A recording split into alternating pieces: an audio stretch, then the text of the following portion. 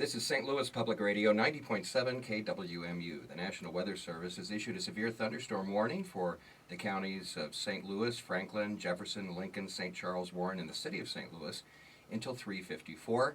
A tornado watch for the listening area remains in effect until 9 p.m. Currently mostly cloudy skies, 65 degrees at 20 minutes past 3 o'clock. Late last Friday night, Democrats and Republicans finally agreed on a budget. Wait, don't tell me, tomorrow morning at 11 a.m., Sunday afternoon at 3. This is St. Louis Public Radio. I'm Marco Werman. This is The World. St. Louis Public Radio's nearly 300,000 strong listening audience knows Steve Potter's voice well. It travels through the airwaves to their radios each afternoon. Soon, however, it will originate from a new location, Midtown. St. Louis Public Radio 90.7 KWMU has begun construction of their new studios in the Grand Center, and they will be making the move in June of 2012 with the building completed in May. I sat down with General Manager Tim Eby and Development Director Shelley Kerley to get the full story. Everything is running right on schedule, as a matter of fact. We're hopeful that we'll get the roof finished and get the exterior walls put up before the cold weather hits within the next month to 6 weeks, so that all the inside work can then happen in December and January and over the winter. The project really came about from some conversations from one of the great supporters of the university and the station and Grand Center, Ken Kransberg, who had this idea about the university having a presence in Grand Center. And discussion kind of got going, and Grand Center was interested in maybe having a presence of the university. The university was interested as well. What would be a logical thing to do there? Well, you know, we're in the community a lot, and we were looking for a new home, and it kind of gave us a more central physical location as well. So it went from there. The station is not only closely tied to UMSL, they are part of the university. St. Louis Public Radio's license is held by the University of Missouri curators, the trustees, and all of KWMU employees are employees of the university. While we may work for UMSL and be owned by UMSL, it's really our mission to serve the entire community and the citizens within the region with our programming. The move will give St. Louis Public Radio much more space.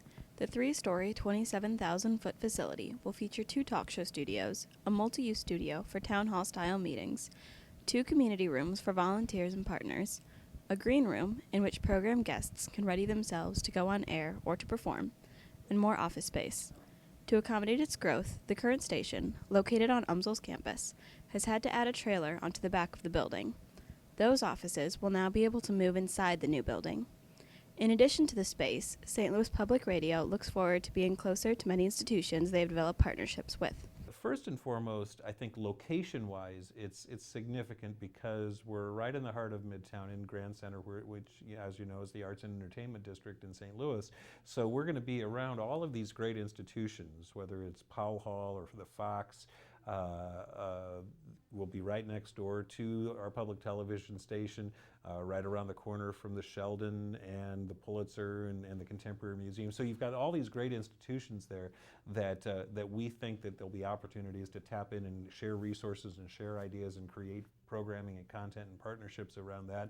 So from a location standpoint, that is just exciting for us. What aspect or piece of the building are you most excited about? I think that it just pulls all of the staff together. We've been in different locations. We have another building, a trailer, and it will get everybody under one roof. It will also, which allows for a lot more collaboration, I think, and just, you know, the things that proximity can bring you. But we're also, I think I'm really excited about just the space allows us to do some of the initiatives that we've been hearing from the community that they really want, you know, to expand our local reach and our local coverage and get more in-depth in the community. I'm most excited about the multi-purpose room that we have. It's on the first floor and it will flow out into the media commons. But it's going to be an opportunity for us to bring people in to the station to do broadcasts, whether it's a talk show broadcast, a town meeting broadcast, or we could do concerts from in there.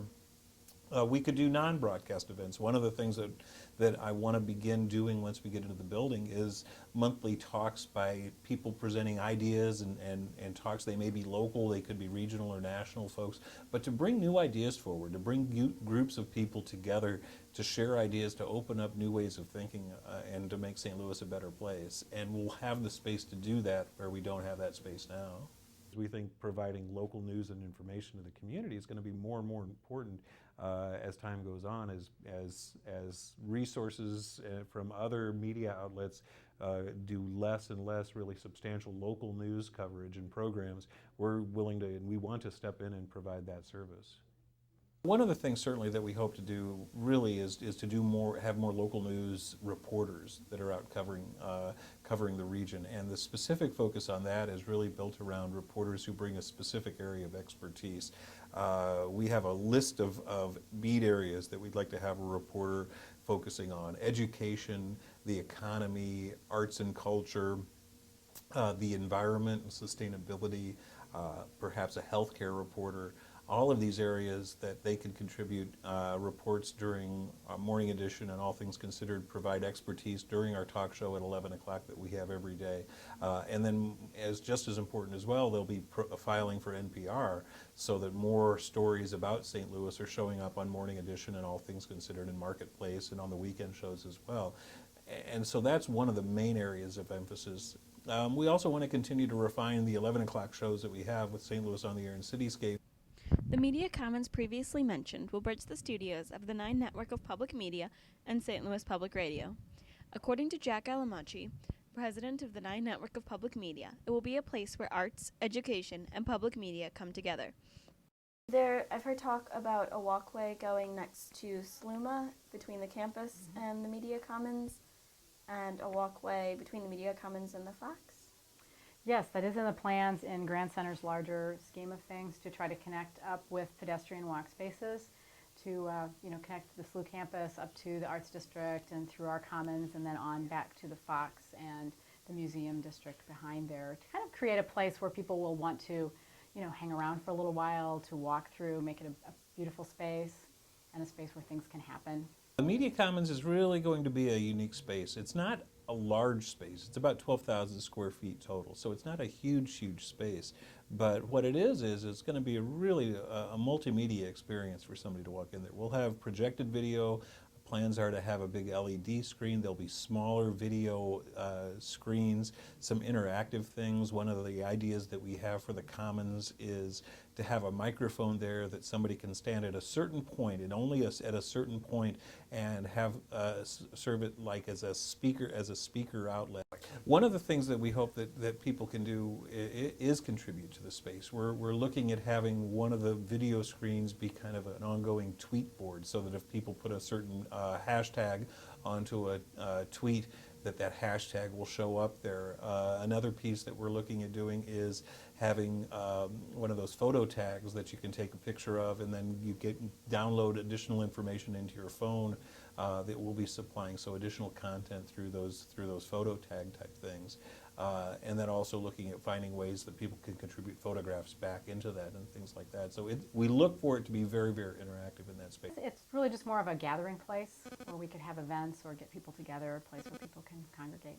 It's going to be really exciting and unique for St. Louis. How might you see your relationship with SLU changing once you are so close to the campus? And might there be more opportunities for students to be involved at the station? Definitely. We'll be there close. We've always had a very active internship program. Well, one of the things that we're excited about is just looking at different ways that we can partner with SLU and with the other institutions in St. Louis. One of the thoughts that we have is to look at journalism partnerships in terms of we actually have a journalism prof from SLU that's a member of our Young Friends Leadership Council, and she's already had some conversations with Bill Rack about doing some more internships and partnerships and things like that with the station. And so that's just one example of, and also we're encouraging her to perhaps have some conversations with the UMSL faculty here about how we might be able to do some joint things together between UMSL and SLU. But I think just because we'll be close, it'll be a lot easier for students from SLU to participate in the things that we have to offer. St. Louis Public Radio 90.7 KWMU has a multitude of plans for the building currently under construction. It will allow for new ventures, new relationships, more expansive local programming, and a myriad of opportunities for those in the area.